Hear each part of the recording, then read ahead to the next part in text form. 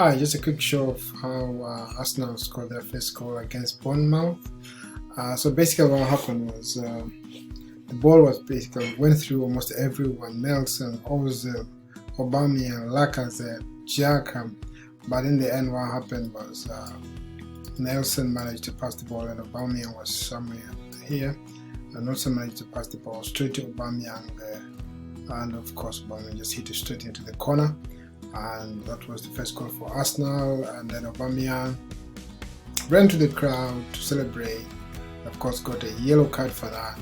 But it's one Bournemouth and one Arsenal. And I must also say that Arsenal is right now controlling the position, or the possession. Even in the first half, they were controlling the position. So really doing well, Arsenal right now.